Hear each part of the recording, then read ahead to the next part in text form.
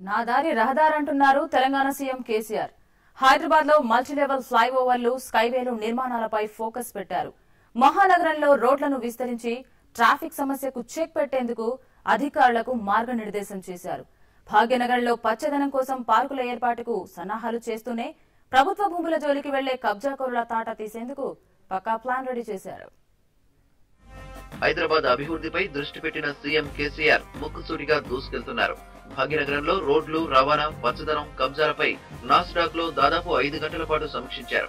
నగరంలో ట్రాఫిక్ సమస్యను ఎదుర్కొనేందుకు మల్టీలెవెల్ ఫ్లైఓవర్లు, స్కైవేల నిర్మాణాలపై కూలంకషంగా చర్చించారు.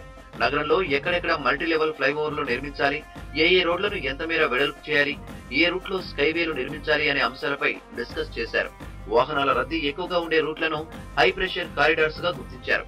ఇప్పుడున్న రహదారుల్ని అలానే వదిలేయకుండా మరింత విశాలంగా తీర్చిదిద్దాలని సూచించారు. వచ్చే 20 ఏళ్లకు అనుగుణంగా ప్రణాళిక సిద్ధం చేయాలని అధికారుల్ని ఆదేశించారు.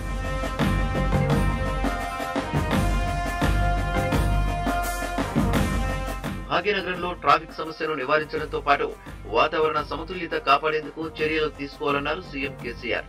నగర పరిధిలోని దాదాపు 1,60,000 ఎకరాల అటవీ భూమిని రక్షించి ఉద్యానవనాలుగా తీర్చిదిద్దాలన్నారు.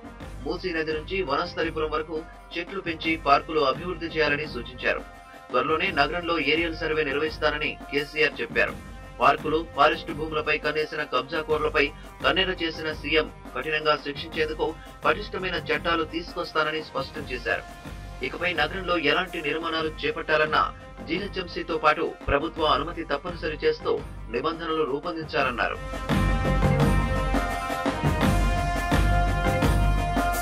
హైదరాబాద్ తర్వాత రెండో అతిపెద్ద నగరమైన వరంగల్ పైన సీఎం కేసీఆర్ ప్రత్యేక దృష్టి పెట్టారు. వరంగల్లోనూ ట్రాఫిక్ ఎక్కువగా ఉండే ప్రదేశాల్లో మల్టీలెవెల్ ఫ్లైఓవర్లు నిర్మించాలని అధికారులకు సూచించారు. మడికొండ నుంచి హన్మకొండ చౌరస్తా, ఎంజీఎం, నర్సంపేట రోడ్డు వరకున్న రహదారిని విస్తరించాలని ఆదేశించారు.